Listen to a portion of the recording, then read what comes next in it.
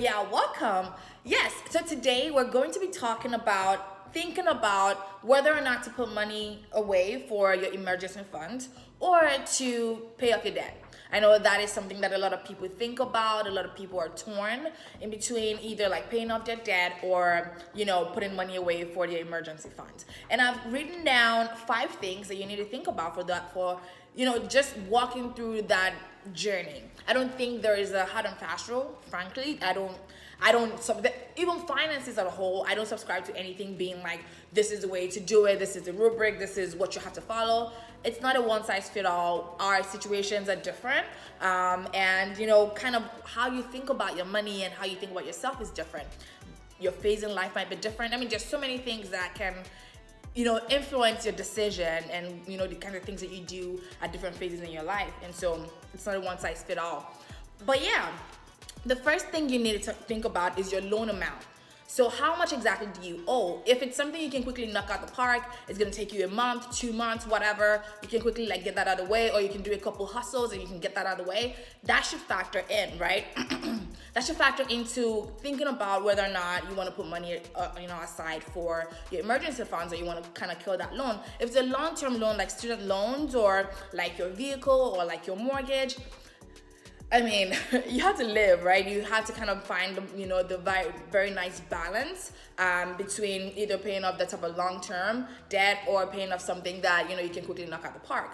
Now, if it's credit cards, we're going to get to that point on interest rates. So think about how much your loan amount is, and you think about, how much do I really want to put aside for my emergency funds? And there are so many things, and if you read articles out there, and if you go out there and do a little bit of research, a lot of people will tell you, you probably want to put away 6 months of expenses. Ideally, yes, you want to be able to put away 6 months of expenses. Now, as we know, just the way our faces are not the same, our lives are not the same. And if you cannot put aside 6 months of emergency funds, you're not a failure. It doesn't mean that you don't have your shit together. Excuse my French, but really, I'm just trying to be real, right?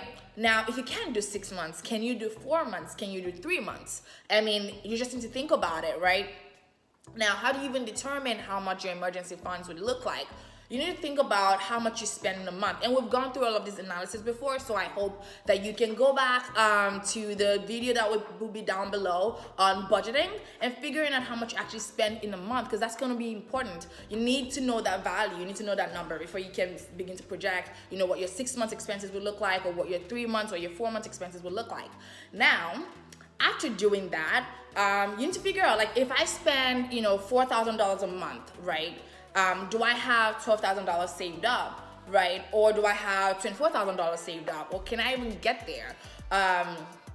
Or if I spend $1,000 a month, do I have $1,000 that I can put away? Do I have $2,000 that I can put away? Now, those are the type of information you need to bring to the table to be able to make a decision on whether or not you want to pay off your loan or whether or not you want to put some money aside for emergency funds. Now, let's kind of flatline, right? If you have huge debt, a lot of debt, it's not $500, it's not, it's not $2,000, it's not $5,000, and even if it's $2,000, if you can't get that money out, then it's a lot of money, right? It's a lot of debt. Now, but you still need some level of, okay, I think I might need to put some money away for emergencies and things like that. You then need to go to the next thing. How long is it gonna take me to pay off this debt? If I decide to go down this route to pay off this debt, how long is it going to take me? What is the duration? Like I mentioned earlier, if it's your student loan, if it's your, if it's things that it's going to take you a while, then you need to know that. You need to know that, okay, this is not a journey that I can finish, I can kind of knock out the park in 3 months. This is probably going to take me 2 years. It's going to take me, and that's fine. There's nothing wrong with that. I think you knowing the fact that it's going to take you that long is very important. It's actually maybe as important as the decision you're about to make, right? So now you know exactly, how much you're owing. You know exactly what your emergency funds look like per month, or your living expenses, look like per month. And then you also know how long it's going to take you to pay off this debt. If you, if you pay, $500 a month is going to take you 2 years. If you pay, $200 a month, is going to take you obviously way longer than that. So you need to know how much you can put towards that and how much you can begin to feed towards, hopefully your emergency funds. I need to mention here though that everybody needs at least a couple $100 somewhere, because life happens, and when life happens, you don't want to be stranded, right? So you need a couple $100 somewhere, and we're going to talk about that at the very end of this video, so keep watching. So you've talked about your interest rate as well, or let's talk about interest rate now. So if your interest rate is like crazy, aka credit cards, you need to tackle that ASAP. Otherwise, you're spending much more than you're spending. And what I mean by that is, if you have $1,000 in credit card debt, and then your interest rate is 25%, obviously this is also calculated every month. The APR is like stupid.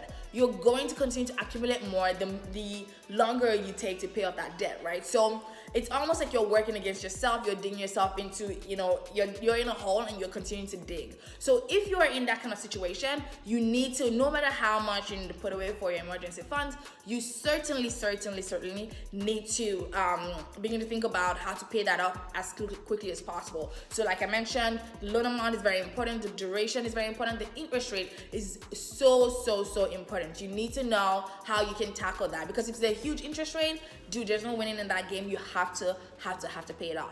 People talk about loan consolidations and things like that. To be honest, I'm not a fan. I don't know that you absolutely need to consolidate your loan. If you can totally like continue to kick these things out and knock them off, consolidating your loan, you're just kicking the bucket down the road. Like, why? What is the benefit? I don't know that there is a huge benefit or there's a huge delta in just continue to pay those things off, except if you get like an amazing deal. And again, that's a one-on-one case. Like, you need to know what you're working with to be able to make a decision. Now, I think one thing that a lot of people kind of don't talk about is the level of responsibility.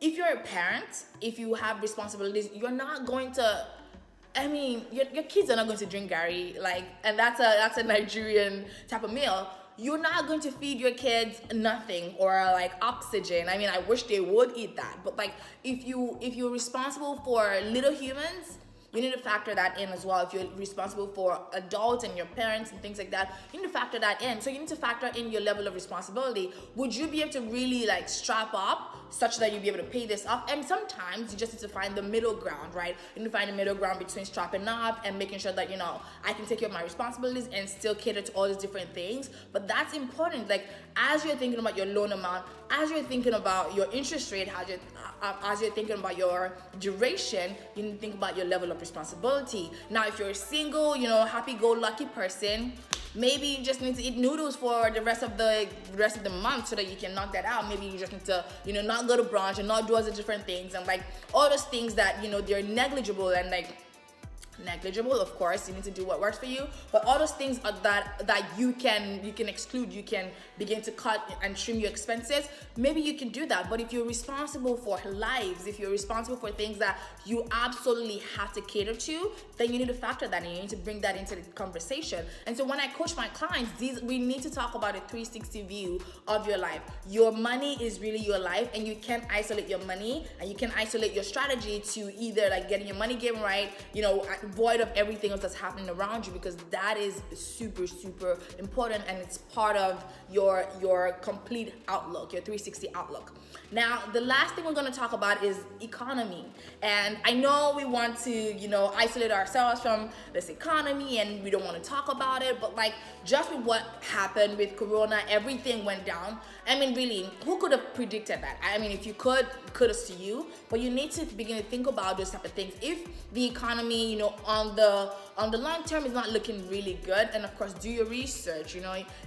These are things that you need to talk to someone who's maybe an expert or knows a little bit more than you, or just go on Google and read and do a little bit of research. If you feel like we're going into an economic downturn, or actually things are fine, things are stable, I think I can pull this off, these are things you need to factor in, because guess what, you might need to get that side hustle video that I posted is gonna be down below. You might need to pick up a couple side hustles such that you can trade your time for a little bit more cash so that you can get to your goal faster. Or maybe you just need to pick up another job, or something like that.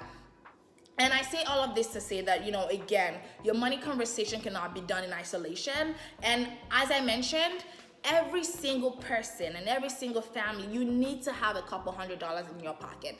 I don't care if you're paying off a short-term debt or you're paying off like a long-term, like I have to really kick this, student loan in the ass or whatever. You need to have some money in the bank because life happens. Your car is gonna break down. Something's gonna happen to your heater at home. Life happens, and you want to be able to have that emergency funds. Now, Dave Ramsey actually did mention that $1,000 is kind of good enough. Now, that might be good enough, but maybe not if you have little humans. Maybe not if you're dealing with adults and things that you take care of. It just really depends on your level of responsibility. But for just the generalization of this video, we're going to talk about $1,000. You need to be able to put $1,000 in your pocket somewhere. Now, if you're somewhere else, you need to figure out what that equivalent of $1,000 looks like, and not just currency differentiation, but really you need to think about in your economy, in the city that you live, what can $1,000 really get you. In Nigeria, maybe that's 100K, maybe that is 150K, I don't know, whatever that looks like for you. And in different countries, in the UK, who knows, that might be 500 pounds. Maybe it is. Maybe in Canada, maybe that's 200 and 1,200 Canadian dollars. Whatever that looks like for you, you need to be able to convert it. But it is very crucial that everybody has some money set aside while you're pursuing, there's like loans and things that you want to pay off on debt. Debt is not good. We've talked about this before. Everybody needs to aggressively attack debt. Otherwise, you just won't feel liberated. Like, if you need to pick up a side hustle to pay off your debt, kudos to you. Do it, and do it fast. Do it quickly, because again, you cannot be free, even mentally, if you're locked down in debt. Now, if you're student debt and things like that, just do whatever you need to make sure you accelerate the payment up on that. And really, it feels so much better when you're debt free. And take that from me, it feels so much better when you're debt free. Ask people who've gone through that journey. I know when I talk to my clients and they've come up the curve, paid off thousands and thousands of dollars in debt, they just feel like new people when they get to the other side of that. So that's everything I want to talk to you today about. If you haven't subscribed to this YouTube channel, what are you waiting for? Don't you like the content? Don't you like my face? Yes. All right, go ahead and subscribe now. And don't forget to follow us on social media. All the links will be down below. And until I come your way again next time, Odabo.